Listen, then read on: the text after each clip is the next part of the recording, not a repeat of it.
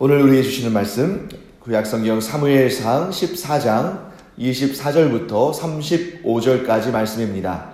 저와 함께 천천히 읽어보겠습니다. 이날에 이스라엘 백성들이 피곤하였으니 이는 사울이 백성에게 맹세시켜 경계하여 이르기를 저녁 곧 내가 내 원수에게 보복하는 때까지 아무 음식물이든지 먹는 사람은 저주를 받을지어다 하였음이라. 그러므로 모든 백성이 음식물을 맛보지 못하고 그들이 다 수풀에 들어간즉 땅에 꿀이 있더라. 백성이 수풀로 들어갈 때에 꿀이 흐르는 것을 보고도 그들이 맹세를 두려워하여 손을 그 입에 대는 자가 없었으나 요나단은 그의 아버지가 백성에게 맹세하여 명령할 때에 듣지 못하였으므로 손에 가진 지팡이 끝을 내밀어 벌집에 꿀을 찢고 그의 손을 돌려 입에 대매 눈이 밝아졌더라. 그때에 백성 중 한 사람이 말하여 이르되 당신의 부친이 백성에게 맹세하여 엄히 말씀하시기를 오늘 음식물을 먹는 사람은 저주를 받을지어다 하셨나이다. 그러므로 백성이 피곤하였나이다 하니 요나단이 이르되 내 아버지께서 이 땅을 곤란하게 하셨도다. 보라, 내가 이 꿀 조금을 맛보고도 내 눈이 이렇게 밝아졌거든. 하물며 백성이 오늘 그 대적에게서 탈취하여 얻은 것을 임으로 먹었더라면 블레셋 사람을 살육함이 더욱 많지 아니하였겠느냐. 그날에 백성이 믹막스에서부터 아얄론에 이르기까지 블레셋 사람들을 쳤으므로 그들이 심히 피곤한지라. 백성이 이에 탈취한 물건에 달려가서 양과 소와 송아지들을 끌어다가 그것을 땅에서 잡아 핏째 먹었더니 무리가 사울에게 전하여 이르되 보소서 백성이 고기를 핏째 먹어 여호와께 범죄하였나이다. 사울이 이르되 너희가 믿음 없이 행하였도다. 이제 큰 돌을 내게로 굴려오라 하고 또 사울이 이르되 너희는 백성 중에 흩어져 다니며 그들에게 이르기를 사람은 각기 소와 양을 이리로 끌어다가 여기서 잡아먹되 핏째로 먹어 여호와께 범죄하지 말라 하라 하매 그 밤에 모든 백성이 각각 자기의 소를 끌어다가 거기서 잡으니라. 사울이 여호와를 위하여 제단을 쌓았으니 이는 그가 여호와를 위하여 처음 쌓은 제단이었더라. 아멘. 적은 수의 이스라엘 백성들이 하나님의 도우심으로 힘을 내서 수많은 블레셋 군사들을 쳤습니다. 그래서 이제 승리를 눈앞에 두고 있습니다. 아마도 100대 1 혹은 그 이상의 전투였겠죠. 왜냐하면 블레셋 사람들은 수만 혹은 수십만에 이르렀을 테니까요. 그때 이스라엘 백성들이 이제 하나님께서 이 전쟁 가운데 손을 대셨다는 것을 알았습니다. 처음에 요나단과 그의 무기를 잡은 자 겨우 둘이서 시작했는데 거기에서 지금 이제 블레셋 진영에서 자중질환이 일어났죠. 자기들끼리 칼로 치고 싸우고 그러면서 그 모습을 보고 뒤늦게나마 사울과 또 도망쳤던 이스라엘 백성들까지도 함께 모여서 이제 블레셋을 치는데 우리가 뻔히 알지 않겠습니까? 이 전쟁이 지금 하나님의 역사 가운데 있는데 이스라엘 군사 한 명이 10명, 100명도 무찔렀겠죠. 하나님의 놀라운 역사가 있었습니다. 그러나 여러분, 이스라엘 백성들이 하나님의 놀라우신 역사를 눈으로 몸으로 경험하면서 아주 사기가 충천했겠지만 동시에 사람은 사람이기 때문에 육신을 가지고 있기 때문에 그 몸이 피곤했을 것은 분명한 사실입니다. 자, 그런데 그때 사울은 이해하기 힘든 명령을 내립니다. 심지어 맹세와 저주까지 시키면서 뭐라고 하냐면 저녁까지 우리가 전쟁을 치를 텐데 그때 이 블레셋에게 원수를 다 갚기까지. 그런데 이 표현을 보면 뭐라고 되어 있냐면 그냥 원수가 아니라 뭐라고 되어 있습니까? 내 원수에게 보복하는 그때까지. 물론 여러분 이 표현을 하나님의 원수를 나의 원수로 여긴다는 그런 의미로 본다면 굉장히 좋은 긍정적인 표현일 수 있습니다만 만일 거기에서 하나님의 원수를 갚는 것보다 나의 원수, 즉 내 원한과 내 보복을 먼저 생각했다면 그것도 역시 우리가 볼 때에는 잘못된 생각이다 하는 것을 우리가 이렇게 직감적으로 느끼게 되는 거죠. 어쨌든 간에 지금 자기의 원수를 다 갚기까지 어떤 음식물이든 먹는 사람은 뭘 받는다는 겁니까? 저주를 받는다는 겁니다. 지금 저주가 담긴 맹세를 하고 있는 것이고, 또 그로 말미암아 온 백성들이 뭘 하게 된 거예요? 금식을 하게 된 것이죠. 여러분, 이건 좀 어떻게 일견 볼 때에 사리에 맞지 않는 것처럼 보입니다. 어쩌면 지금 이 있는 힘, 없는 힘 다 동원해가지고 죽을 힘, 살 힘 다 써가지고 싸워야 되는 이 전쟁의 현장에서 금식을 선포한다는 것은 좀 상황에 맞지 않지 않습니까? 예를 들면 이전에 우리가 지금 사무엘상을 쭉 1장부터 봐오는데 사무엘이 미스바에서 금식을 선포한 적이 있죠. 그때는 전쟁 중이 아니고 전쟁이 일어나기 전에 하나님 앞에 회개하고 또 하나님 앞에 마음을 모으고 하나님의 도우심을 간절히 구하기 위해서 금식을 선포한 것입니다.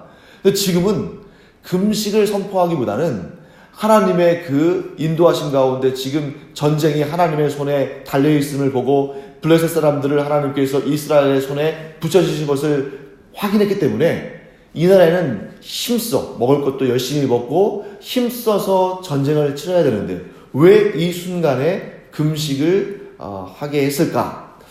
네, 금식은 여러분 우리 몇 가지 의미가 있는데 그것을 잠깐 살펴보도록 하겠습니다. 성경에 나오는 금식은 첫째, 회개를 위한 것입니다. 금식의 첫 번째 목적은 회개를 위한 것입니다. 그래서 하나님 앞에서 죄를 회개하고 또 죄 사함을 구할 때 금식을 하죠. 가장 대표적인 예가 예를 들면 이런 경우죠. 요나가 니느웨 땅에 가가지고 그 땅의 죄악이 너무 관영해서 하나님께서 그 땅을 심판하실 계획을 요나에게 알려주셨잖아요.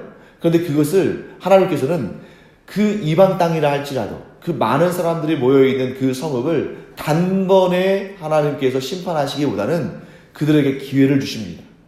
그들이 회개할 수 있는 기회를 주시죠. 그때에 요나는 니느웨 사람들이 회개하지 않기를 바랐습니다. 왜냐하면 그래야 그 땅이 멸망하고 왜냐하면 그 땅이 계속적으로 이스라엘을 공격했기 때문이에요. 그 나라가.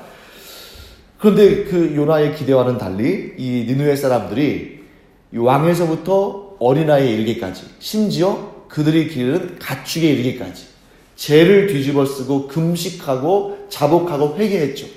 그때 하나님의 이 놀라우신 용서의 은혜가 회복의 역사가 임하는 것을 보게 됩니다. 자, 그때 이제 금식을 통해서 회개하는 그 마음을 더 하나님께 명확히 그리고 간절히 알려드리는 것이죠.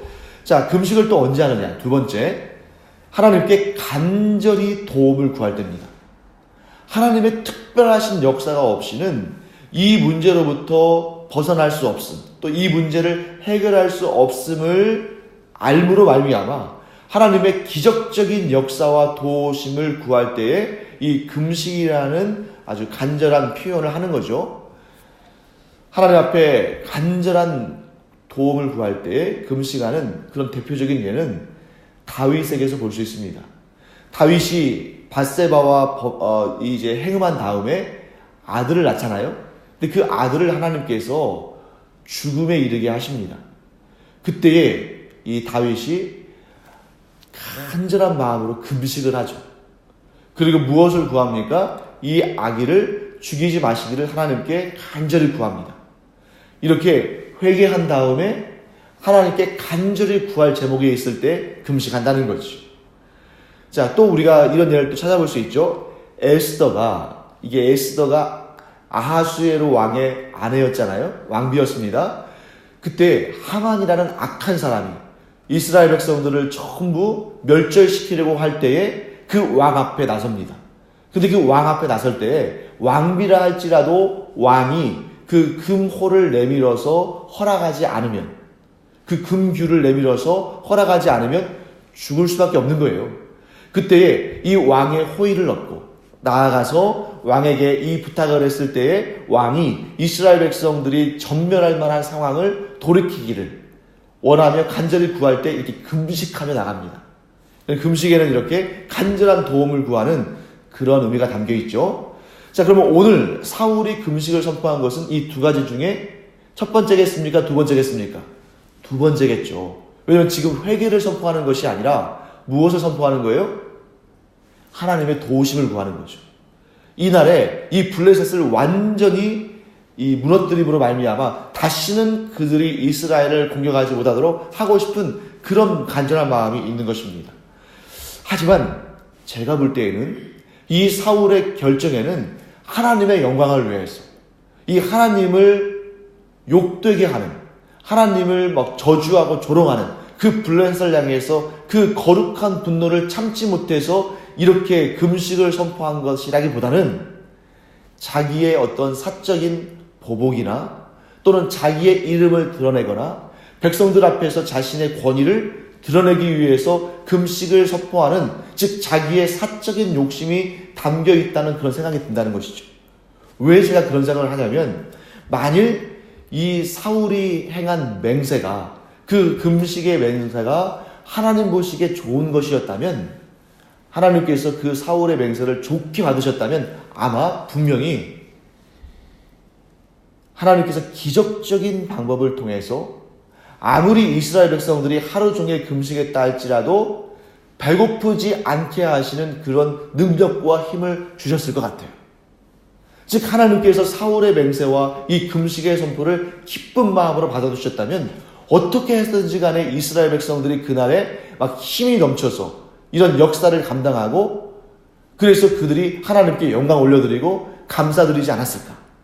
그런데 이 사울의 맹세를 하나님께서 기뻐하지 않으셨다는 것을 무엇을 통해 알게 되냐면, 이 맹세의 결과가 너무나 참혹하고 너무나 고통스러웠다는 겁니다.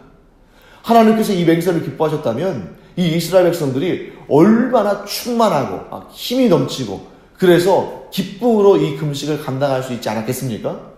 그런데 그 결과를 보세요. 이들이 너무나 피곤하고 배가 고파서 이스라엘 백성들이 이 전쟁한 다음에 이 탈취물이 있죠? 그 탈취물들 가운데 소, 양, 송아지 이런 것들을 가져다가 금식을 맹세했음에도 불구하고 그들이 그것을 잡아다가 먹는데 너무 배가 고프고 너무 정신이 없으니까 어떻게 먹었습니까? 핏째 먹었죠. 이 핏째 음식을 먹는다는 것은 하나님의 계명을 정면적으로 위반한 것입니다.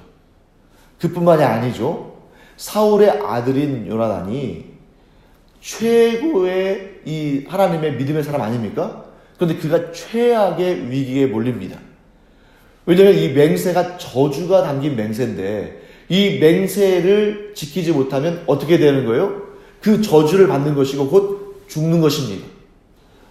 근데 사울이 이 맹세를 했을 때에 요나단은 그 맹세를 듣지 못했죠. 그럼에도 불구하고 맹세는 맹세이기 때문에 이 요나단이 지금 이 맹세의 저주에 걸려서 죽을 상황에 처한 거죠. 만일 사울의 맹세가 하나님 보시기에 선하고 의롭고 좋은 것이었다면 분명히 하나님께서는 이러한 이스라엘 백성들과 믿음의 사람 요나단이 범죄하거나 이 맹세의 저주에 걸리지 않도록 역사하셨을 거예요. 그러나 이 맹세가 하나님 보시기에 어떻다는 거죠? 좋지 않았다, 선한 의도가 아니었다 하는 것을 그 결과들을 통해서 알게 되는 것입니다. 그래서 이 시간 저는 여러분과 함께 이제 몇 가지 맹세가 왜 위험한 것인가 에 대해서 한번 살펴보도록 하겠습니다. 여러분, 맹세는 왜 하는 걸까요? 우리는 맹세가 위험하다는 사실을 잘 알고 있습니다. 그래서 함부로 맹세하지 않죠. 왜냐하면 우리는 이 맹세에 대한 계명을 예수님을 통해서 듣기 때문에. 아주 참 공교롭게도 돌아오는 이제 주일날 이제 주일 예배 때 제가 설교해야 할 본문이 이 산상수훈, 즉 마태복음 5장 가운데 이 맹세하지 말라는 계명이에요. 그래서 제가 이제 한 주간 동안 이 맹세에 대해서 이렇게 묵상하고 또 이렇게 하는 중에 있는데 마침 또 오늘 이 구약에 나오는 맹세에 대한 내용이 나왔습니다. 자, 맹세를 왜 하는 거냐면 일반적으로 맹세는 하나님 앞에 이 간절한 소망이 있을 때 하겠죠. 또 맹세는 언제 합니까? 내 자신이 떳떳하고 죄가 없고 의롭다는 사실을 드러낼 때 또 맹세를 하게 되는 거죠. 또 자신의 확고한 의지를 드러낼 때도 맹세를 합니다. 자, 그런데 여러분, 맹세는 하나님 앞에서 하는 거예요.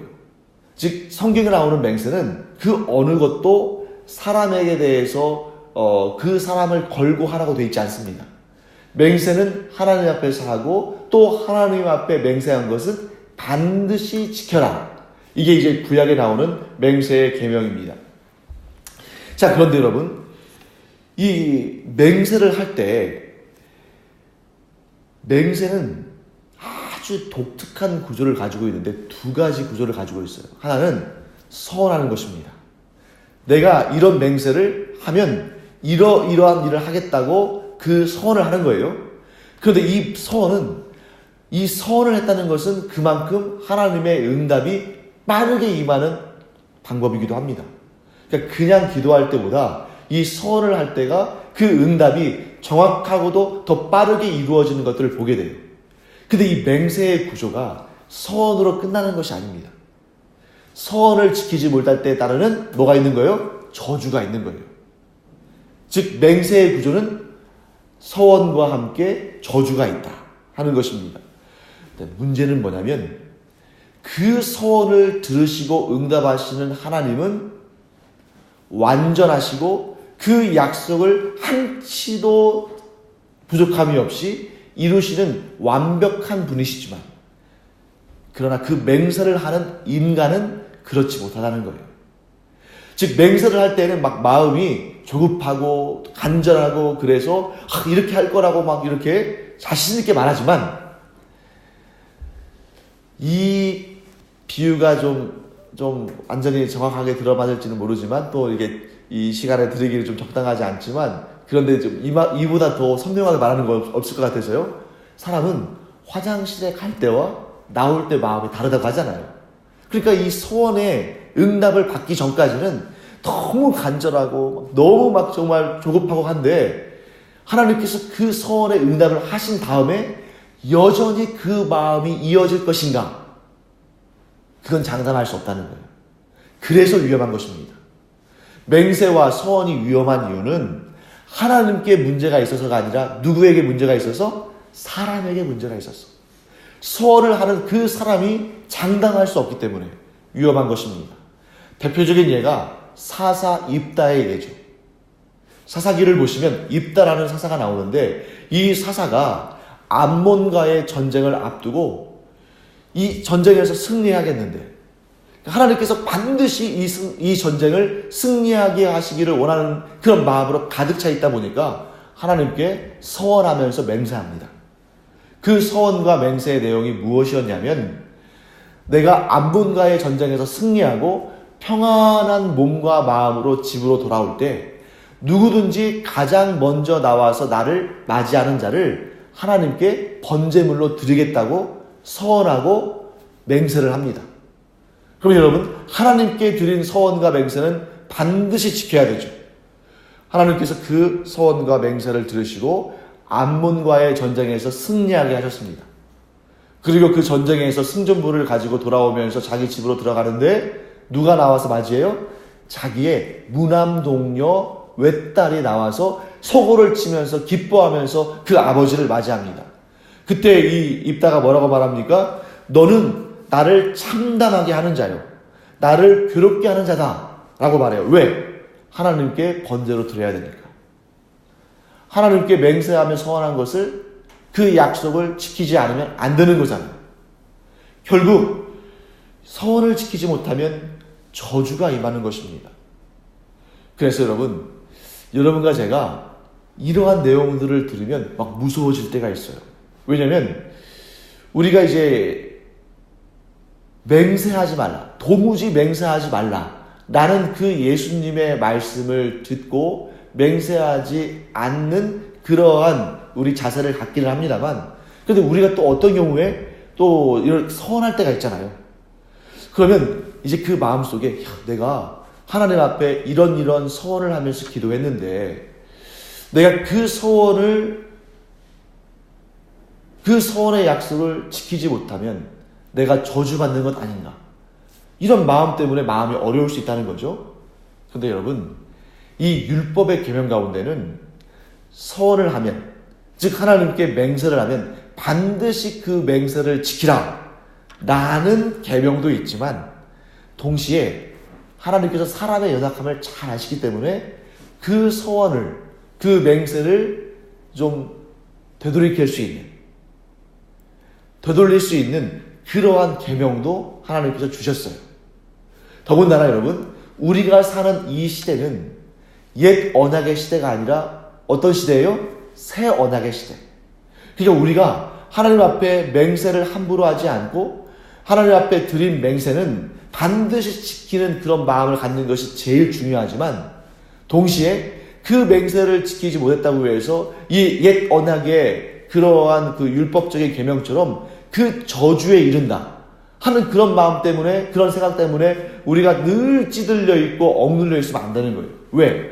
우리는 새 언약의 시대, 즉 예수 그리스도께서 우리를 위해서 그 계명의 모든 저주들마저도 다 예수 그리스도께서 우리 대신에 그 십자가에서 받으신 것을 우리가 믿는다면, 우리는 맹세를 함부로 하지 않는 신중함과 함께, 또한 우리의 연약함의 모든 저주를 예수님께서 다 끌어안으시고 우리를 대신해서 다 그 저주를 받으셨다는, 그 죄값을 다 또한 갚으셨다는 이런 믿음을 가지고 우리가 또 자유함을 누릴 수 있는, 안정감과 평안함을 누릴 수 있는 그런 은혜도 우리 안에 있어야 됩니다. 그래서 우리 여러분과 제가 특히 이 맹세의 이 엄중함을 알기 때문에 맹세를 함부로 하지 않는 그런 신중함과 함께, 그러나 그것에 대한 저주 때문에 내가 이렇게 뭐 문제가 있는 거 아닌가? 내가 좀 이런 좀 요즘에 일이 잘 안 풀리는 것이 그런 문제 때문이 아닌가? 이러한 걱정과 고민을 하지는 않기를 간절히 원합니다. 왜냐하면 우리가 예수를 붙드는 사람이니까. 만약에 우리가 옛 언약의 시대에 사는 사람이라면, 만약에 맹세를 우리가 온전히 지키지 못한다면 그 맹세를 온전히 지킬 때까지는 늘 마음에 아주 무거운 그런 짐을 지고 살아가겠죠. 하지만 우리 주 예수 그리스도 안에서 우리가 그 모든 짐을, 그 수고하고 무거운 짐을 주님께 맡겨드리고 자유함과 기쁨과 감사를 회복하는 여러분과 제가 되기를 간절히 축원합니다. 네, 그 다음에 맹세의 위험성에 대해서 간단하게 몇 가지만 더 살펴보고 마무리하겠습니다. 자, 맹세가 위험한 두 번째 이유는 그 맹세 가운데 개인의 사적인 욕심이나 욕구가 들어갈 수 있다는 거죠. 방금 전에 제가 말씀드렸던 것처럼 사울이 전적으로 하나님의 영광만을 위해서 이 맹세를 했을까? 의심이 들잖아요. 그렇기 때문에 이 맹세에 개인의 사적인 욕심이 들어가면 반드시 불행한 결과가 찾아온다. 오늘 여기에서 이스라엘 백성들이 핏째 먹는 율법을 계명하는 그 율법의 계명을 어기는 그러한 죄를 저질렀고, 요나단은 지금 그 맹세를 어김으로 말미암아 죽음에 이를 만한 그런 위기에 처했잖아요. 맹세에 이렇게 자기의 욕심이 담기면 이런 안타까운 결과가 이루어진다 하는 것을 보게 됩니다. 마지막으로 맹세가 위험한 이유는 잘못된 맹세라 할지라도 한 번 하나님께 드려진 맹세는 돌이킬 수 없다. 이런 문제들이 우리에게 좀 이 맹세의 위험성을 알려줍니다. 자, 여러분과 제가 이제 그럼 우리는 어떻게 할 것인가? 네. 우리의 이 말씀을 어떻게 적용할 것인가? 이 내용이 중요하겠죠? 기도할 때 섣불리 맹세하지 않는 여러분과 제가 되기를 바랍니다. 그런데 할 수 있다면이 아니라 우리의 모든 기도 가운데 맹세를 하지 말자. 예수님의 말씀처럼 맹세를 하지 말자. 그러면 여러분, 우리가 맹세를 하지 않는다면 정말 갈급하고 정말 시급하고 긴급한 기도의 제목들이 있을 때 어떻게 해야 되느냐? 여러분, 맹세라는 형식을 취할 필요가 없습니다. 왜냐하면 우리는 하나님께서 우리에게 가장 좋은 것을 주실 것이라는 믿음으로 서야 되지, 하나님을 불신하는 그러한 마음 때문에 맹세와 서약을 통해서 하나님의 응답을 받고자 하는 그런 것이 오히려 불신앙의 불신앙의 모습일 수 있다는 사실을 인정해야 돼요. 여러분, 사람은 어떤 마음이 있냐면 하나님께 기도하면 들어주실 것이라는 마음이 있지만 동시에 이런 맹세와 서원을 하면 더 빨리 들어주실 것이라는 그러한 생각이 있으니까 맹세와 서원을 하는 경우가 있습니다.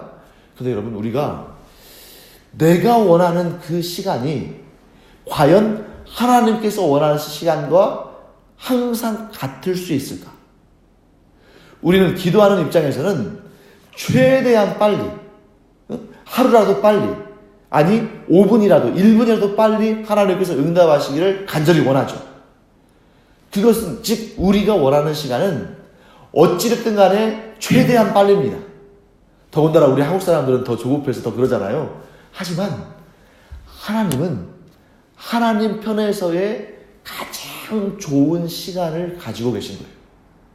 그러면 여러분, 내가 원하는 가장 좋은 시간과 하나님께서 원하시는 가장 좋은 시간이 다를 때 어떤 시간이 더 좋은 시간일까요?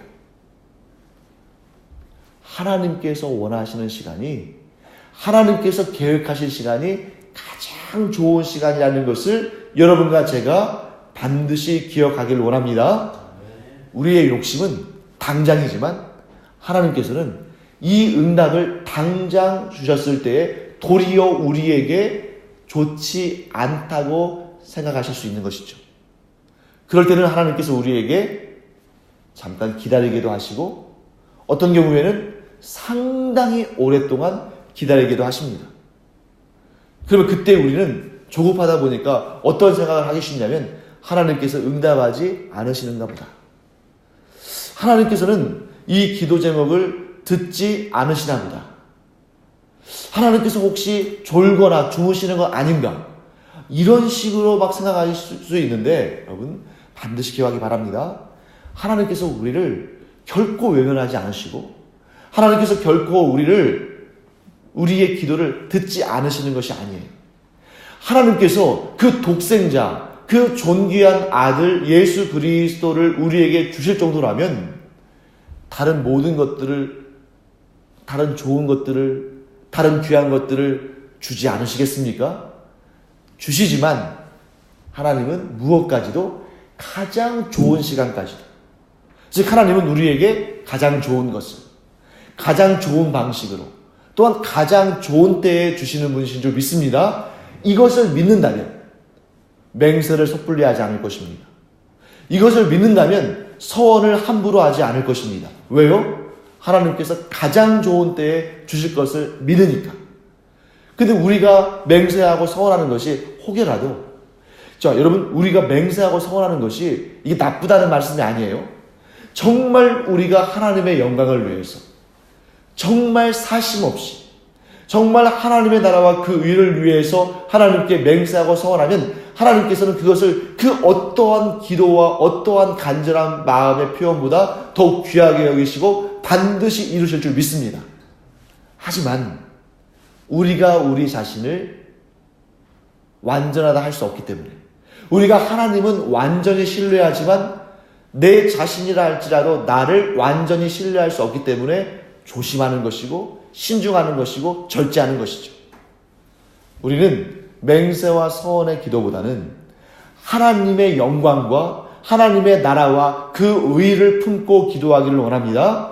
그러면 반드시 하나님께서 가장 좋은 것을 가장 좋은 방법으로 또한 가장 좋은 때에 이루실 줄 믿습니다. 이 믿음을 가지고 하나님 앞에 나아가는 여러분과 제가 되기를 축원합니다. 기도하겠습니다. 하나님, 주님의 은혜를 감사드립니다. 저희들이 하나님을 신뢰함으로 말미암아 물론 맹세와 서원의 기도가 빠르게 응답된다는 것을 알지만, 그러나 그럼에도 불구하고 내가 원하는 그때보다 하나님이 원하시는 때가 완벽하며 내가 구하는 그 모든 기도의 제목에 하나님께서 가장 좋은 것을 가장 좋은 방법으로 가장 좋은 때에 이루실 것이라는 것을 믿음으로 말미암아 하나님 앞에 기도하며 나아가는 저희들 되게 하여 주시옵소서. 감사드리며 예수님의 이름으로 축복하며 기도합니다. 아멘. 이제는 우리 주 예수 그리스도의 은혜와 하나님 아버지의 무한하신 사랑과 성령의 감동, 감화, 위로, 교통하심이 이 시간 하나님을 신뢰함으로 말미암아 그러나 자기 자신을 믿는 그 믿음 가운데에 실족하지 아니하며 오직 하나님만 믿고 오직 하나님께 기도하고 오직 하나님께서 주시는 그 기도의 응답으로 충만한 은혜를 누리기를 원하는 주님의 사랑하시는 기도자들 위해 이제로부터 영원토록 함께 있을지어다. 아멘.